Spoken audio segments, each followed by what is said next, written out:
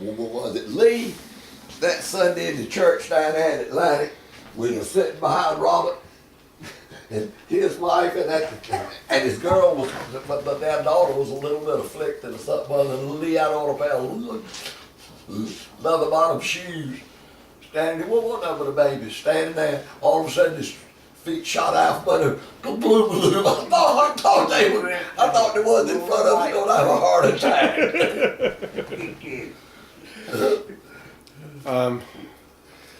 Yeah, let's see. I'm kind of trying to wrap things in. First car I remember Ann having was, you remember? The old convertible. That Pontiac convertible. Pontiac Le Mans. Yeah. With a push button transmission. Yeah. You know, remember who she got it from? I don't remember. I do. Charlie Valines. Oh yeah, well, yeah, over at the airport. Yeah. That's right. Yeah, and now speaking of him, you know, I remember being over there at the banks and him flying over and wiggling and everybody moving out the way and him coming and landing right there on the. Yeah. I remember one I think night. I flew with him one. Did you? You're I crazy remember right. one time, Dr. Kittle had a party over here, and Charlie Valines, and I've forgotten who all. Dr. Kittle knew a hell of a lot of people, and you know, and when he'd throw a party, it'd be a big party. Well, Dr. Kittle and I jumped Charlie Valines, because at that time, Charlie was one of the top civilians up at Cherry Point. Jumped him about all these people down here that would go to work at Cherry Point, just work. Their main object in life was to go up there and work 5 years and retire on disability. And Dr. Kittle and I jumped him, and Charlie told us it's easier on everybody just to go ahead and retire them than it is to try to fight it. Just let them go. You know good and well that's what they're going to do when they come to work, that they're going to quit. Yeah. Let's see. I don't. The only accidents I remember Ann getting in, and this even wasn't. Two of them, and a third incident. One time we were going down to Atlantic, me and Duke, Ann, and maybe Ann Kendall. I can't remember, but we left out of there, and Ann had, you know, she'd gone and she'd put her wallet up on top of that car, and we took off, and she forgot her wallet up there, and we got down there about in front of where Frankie Wayne lives, and we heard something, and we looked back in the air, all her shit was blowing around, and so we had to get out and get it. Now, do you remember Harry Michael had one of those big old Plymouth Furies? Yeah, and he had a Oldsmobile 442 about a couple of years older than I was. Well, I only remember her wrecking the one. Yeah. You wrecked too. Yes, she wrecked it. Jack Askew investigated both of them. Really? Oh, I remember her because she come back crying, and he was like, "It's all right, it's just a car." And she had hit a puddle or hit something up there near the old post office, and spun around, put her in a ditch. And I don't know about the other one, but do you remember? She and Mike were heading to school in that Pontiac Le Mans, and went around Williston Corner at the Oyster House, and they had no brakes, and they buried it in that oyster shell pile. I remember something else. Okay, go ahead and tell that one. You had just gotten your license. You were 16. And we got you that old line. Mercury Montego. Yeah, the brown one. 4-door. Yeah. And there had been a fire with smoke. You were going to school. Yep. And you ran into back of them. I remember that because I couldn't see him right over there in Stacy. I had forgotten that one. And I went into Dick Lewis's to pay a premium or something. I don't know. And he said, do you know Lee Paulin? I said, do what? He said, well, he just had a wreck. You remember that? I do now that you mention it. Yeah, because the bumper got pushed down. Well, here's something y'all don't know. Let's see, you had a white 78 Cougar. Yeah. All white and green. Yeah, white with green Landau top. Yeah, we got that well, we got rid of it and bought the four-door Lincoln. I mean, No, they're Mercury Marquis. yeah, But this is when you still had the white one. yeah. And We had traded up Olds Cutlass. yeah, the red one. No, actually, you sold the old Cutlet to somebody in Atlantic. Yeah, I remember Yeah. that. Yeah. So, and what pickup truck did you have? Did you have the 78? No, you had a 76. The Cougar was 76. I didn't even have a pickup then. Well, you had another car of some description, or maybe you took your state car, because that's how I learned to drive. Yeah. Was your Cougar? Yeah. You guys would head to town. I figured you'd be gone for an hour, so I'd take her up and down this road. And then you remember, there where the dentist office used to be. Mike and those boys had made a cut through there, Yeah. but there was a big gully, you know. Well, I figured, shit, I can drive. I'm going to drive around. We'll go up to the hospital parking lot. I'm getting brave. So I went through there and that bottomed out. And boom! Landed that thing. And I brought her home that day. Another day, I took her over there across the road to Yellow Brick Road to try to learn how to drive. Too late. You can't get mad now. And that's how I learned to power slide. I take that car down there and then whip her this way and whip her that way, and she'd go round and round. So then I figured, shit, I can drive well. So one day I got brave and I took her down here, went down to Thoroughfare, and back through Atlantic. And I was probably in the, I don't know, 6th or 7th grade. Yeah, but that's how I learned to drive, taking your car up and down and around. I didn't never like that car too much. Well, I did. You must have. You tried to wreck it. Yeah, and my favorite truck you had back then was that 78, Yeah. that yellow and brown one. Well, Mike dang near cried when it finally gave up the gun. Yeah, well, you know, man, my God, it lasted a long time. But, you know, I remember the day you got it. No, well, I guess you bought it. Did you go straight and get the dually pipes put on her that day? No, I'd had it a little while, Yeah. but I bought it and they had harnessed this place. Yeah. I never put where the Dodge Plymouth place is now. Yeah. But I carried it up at where the garbage outfits got all that stuff now, and then where I bought my mower. That's where where they sell the John Deere and Sniper mowers and stuff. That's where I went to get that exhaust system put on.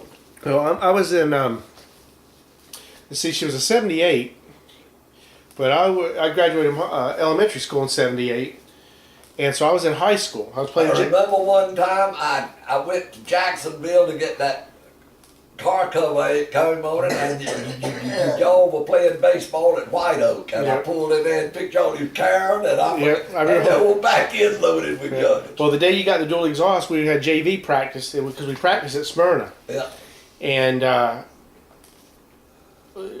because you not only did you put the pipes on there, you also had them gut the catalytic converter. yeah, hell yeah, just took the catalytic, Yeah. catalytic converter word off, period. Yeah. So we were playing baseball, and I knew you were getting it, and you were going to come pick me up, and you came here a little bit early, and I heard you rumble from about Eddie Bose until you pulled up there, and that was a good sounding pickup.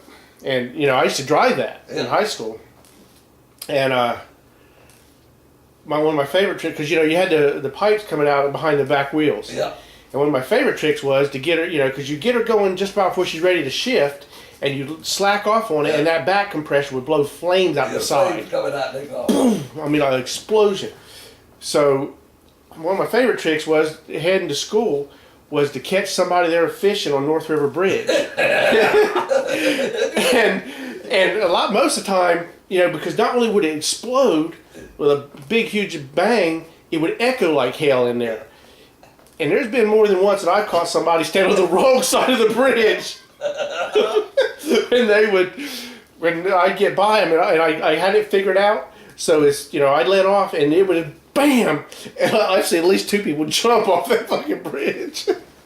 But that morning, Harold Holloway and I were coming across the Neuse River Bridge, coming out of Wake Forest, and Harold said he could count the bags and see that bridge with that exhaust on that forward. Now that was a muffler, man. I'd love to have one like Did you that. ever try to get in touch with Tommy Mangum? I did, actually. I contacted 4 of the 8 Mangums up that way, and nobody said they knew him. So either he's got the word out, or, but I'm not done with him yet. But, Yeah. So that was my favorite pickup that you had. but that was a good pickup. Yeah, it was. I don't know how many miles it finally had on it before it gave up the ghost.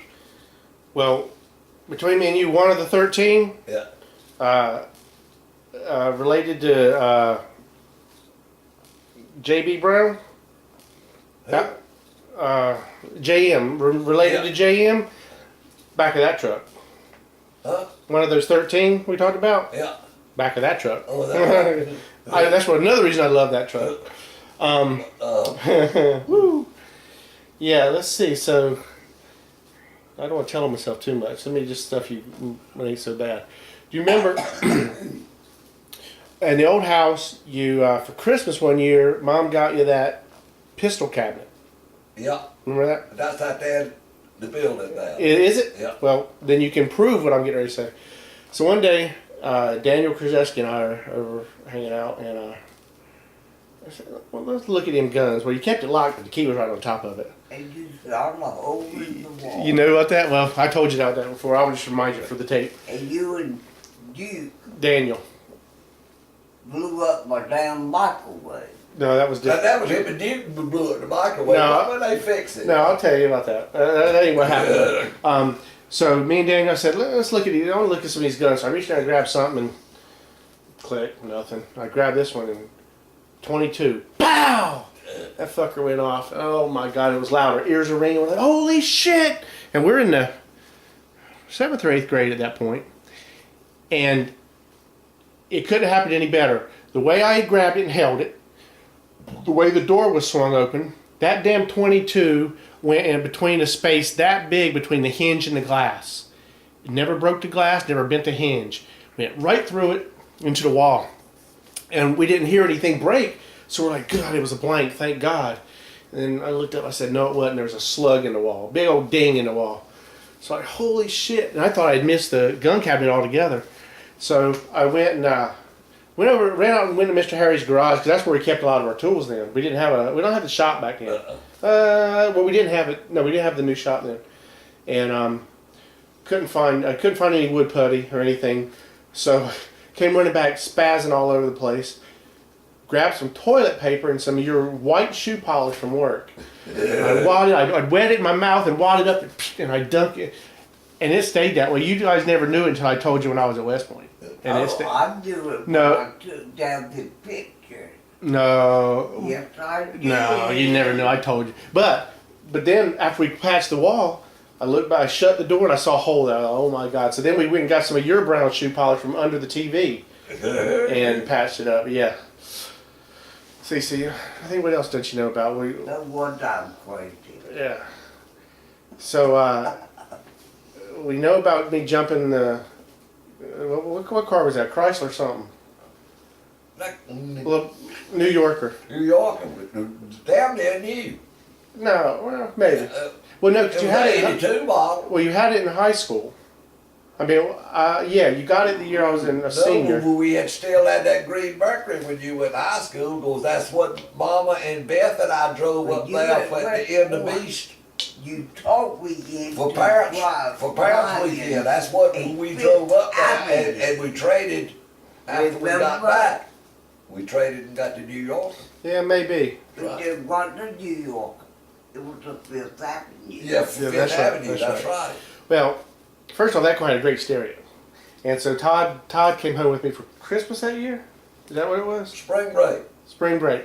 So y'all straighten out that curve. no, not even. We went over to the beach one night. Went over to Sidewinders was the name. Told you not to go. Well, the first night was fine. The second night was okay. It was the second or third night that we'd had quite a few beers, and we'd actually stopped and slept already.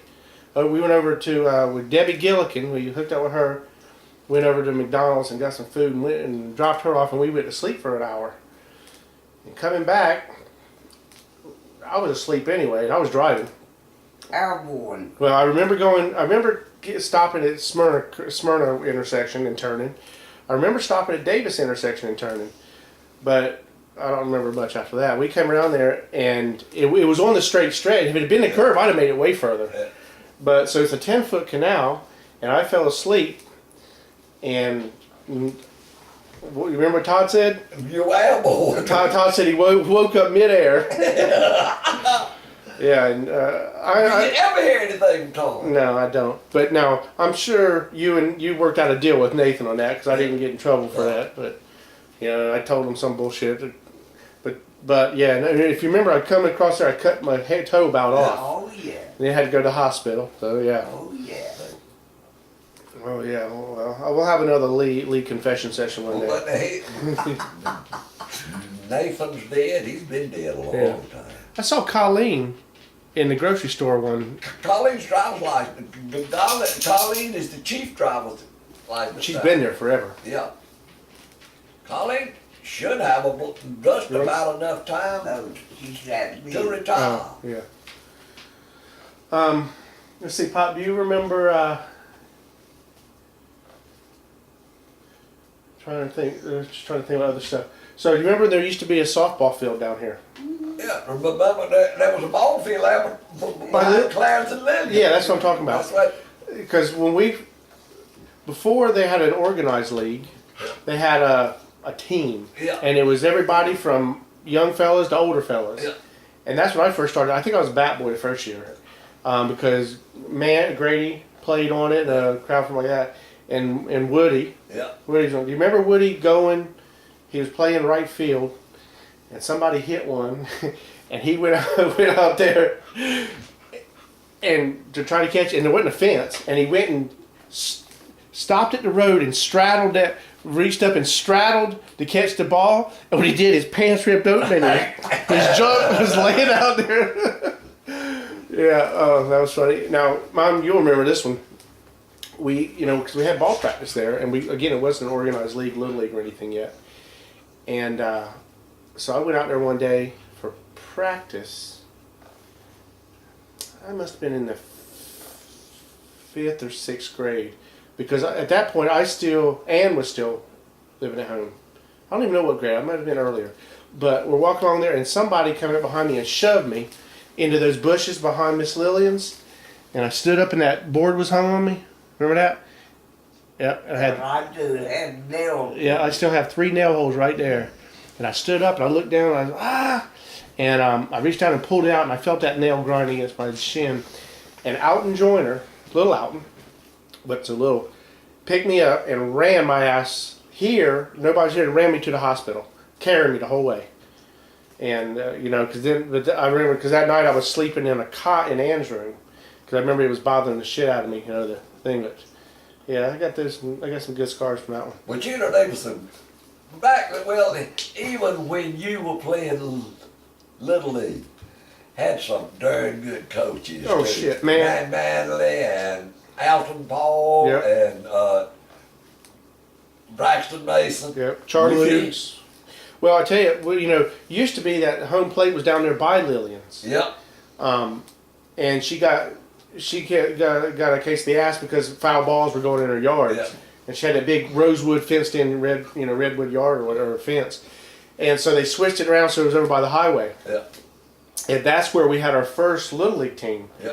I can still remember this day going down there to what used to be the community center down there where Keith Gask used to live. Yeah. That building's all grown over now. Yeah. And getting our first uniform shirts for the Sea Level Stars. All right, who was coach that year? I want to say no. I don't know. Over the years, I know Charlie Fuchs might have been. Yeah. I know he was at one point. But I remember because Manley would come down and help out. Yeah. And because Woody was helping, because little Woody was playing, Yeah. and Charles, Braxton. Braxton would come, Braxton because his son Donald was playing, and I played second then. So I remember Manley, teaching me how to get down in front, how to do the crow's hop, how to turn a double play. So last time we were here, we went over to the Waterfowl Museum, and they've got a section about baseball and stuff, and most of it's about the Down East team, the big guys, Gallus, Arthur, and all those boys. But Manley, but it had some old uniforms and they had a sea level hat in there. Remember when Right. they used to play that Smyrna on Sunday afternoons? Yeah. Well, what was the name of that team? Was Manley playing? And I thought it was Down East All Stars. it might have been. I'm thinking it was.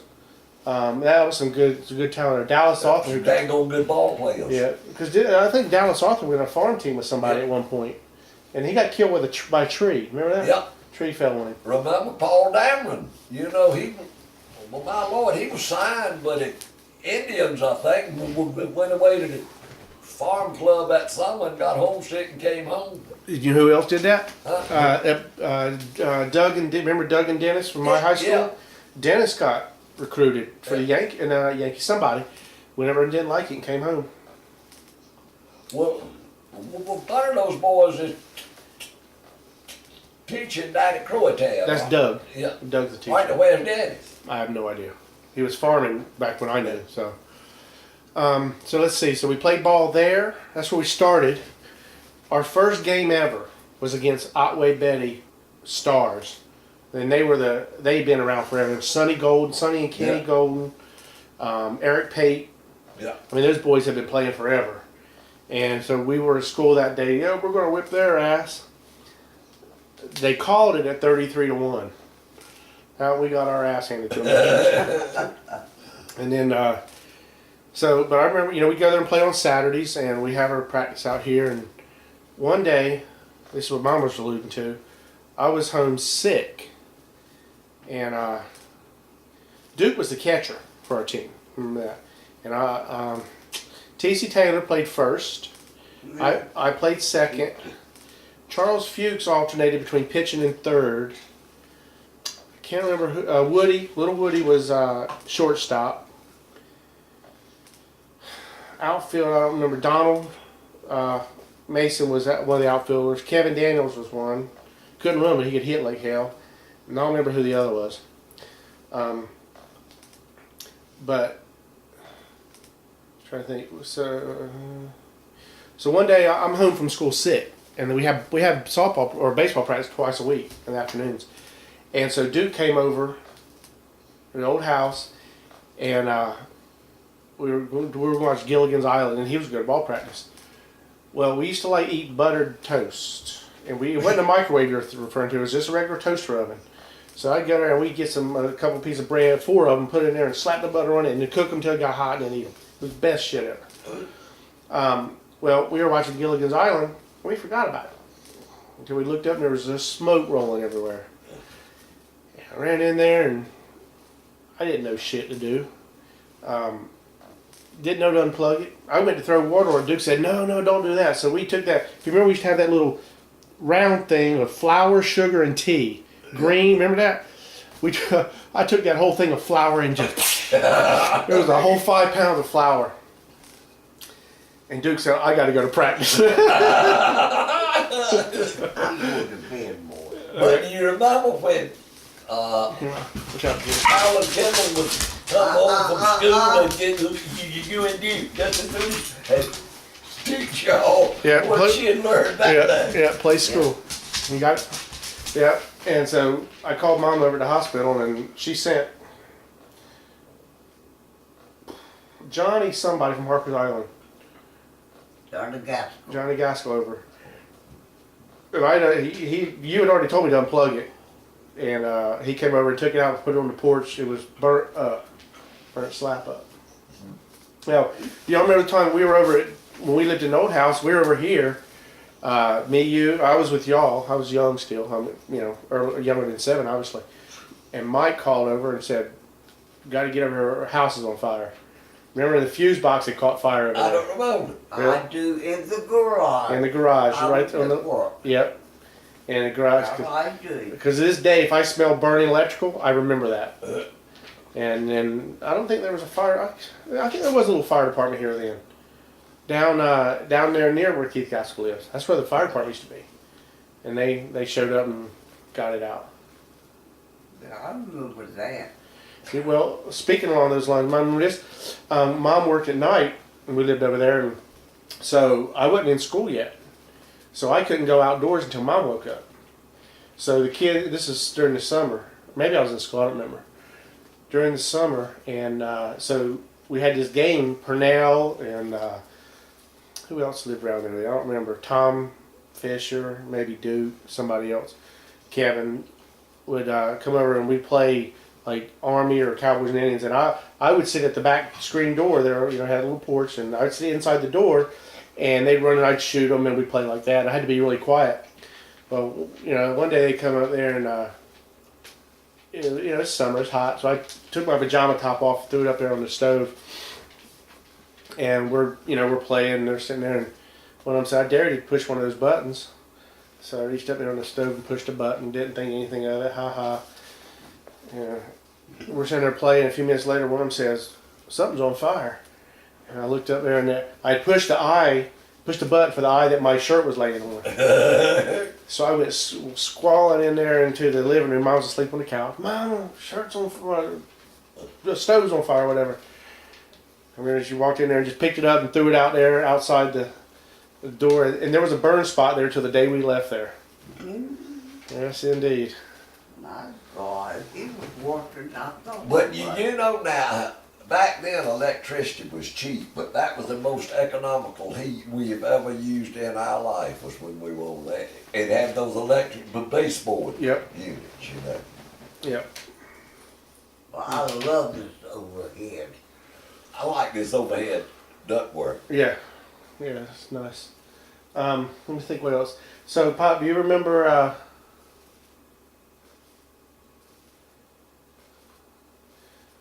let's see, thinking, do you remember, were you on the school board or the board of education when I was graduating from elementary school? School advisory board down Yeah. East Carter. No, well, I'm talking about elementary because, you I know, was advisory board down here because too. you had me my diploma at 8th grade Yeah. and at East Carter. And Miss Elsie.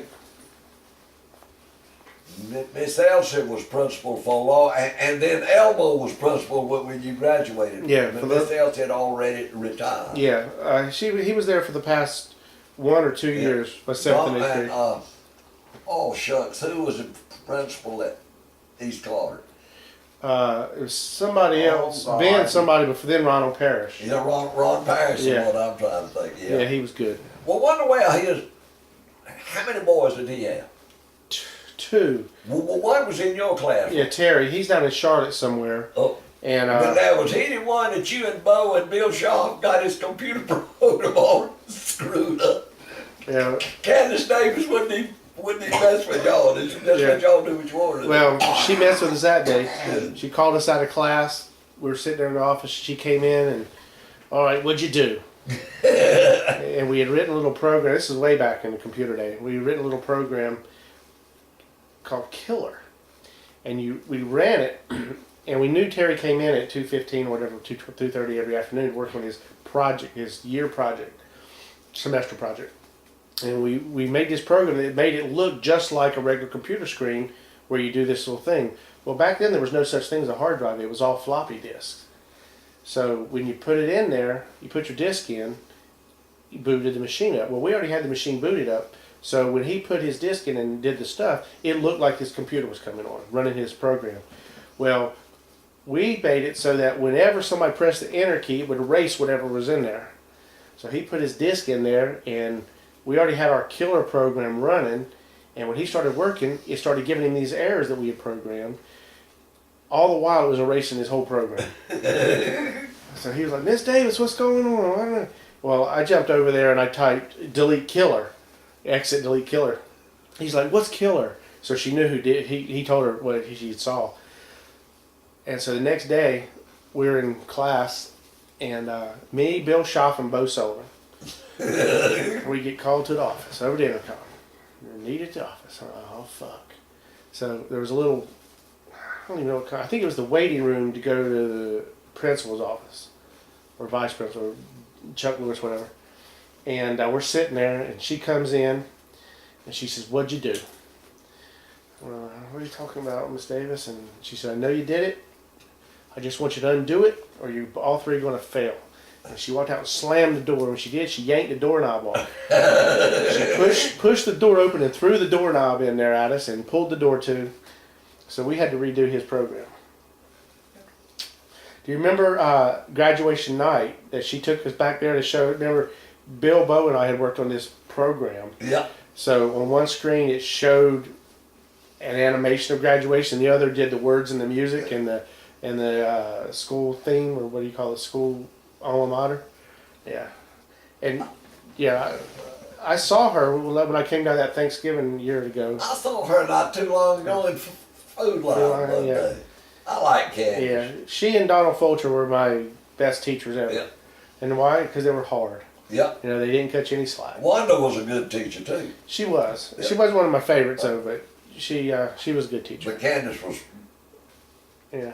Well, you know one thing I like about Candace. No, you got it today, or you won't go. Tomorrow, she won't going back to today. That's right.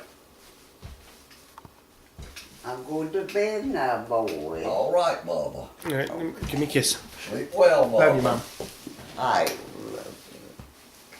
Sleep well. Thanks for staying up. tried, didn't I? Yes, you did. Thank you. Y'all fix us something to eat shortly. Alrighty. See, what did we, let's see, we talked about Ann's car. Next time we come, we'll see, get Ann and Mike involved. All right. Let's see, what else have we not talked about? We talked about the houseboat. You remember this? Who was the gay couple, women that lived, Margaret? So I lived up in that little brick building. And then, the nurse's house. Yeah. Yeah. Margaret Davis, wasn't it? Margaret and, I don't remember who else, but they used to live right here beside of us. Where Carol Ward. Carol Ward, that's who it was. They lived right here beside of us Yeah. for a while. Even after we moved here, or moved to the new place. Because if you remember, I was 7 or 8, and Mom was working night duty, and you had night duty. And, you know, because you didn't leave until dark, maybe. And so you'd come home, you fix dinner, and then you'd go out and, you know, and I'd watch TV and I'd go to bed or whatever. And you said, if anything ever happens, go over to their house. Do you remember this story? Nuh-uh. No. Let me go to the bathroom Yeah. first. Yeah, do that.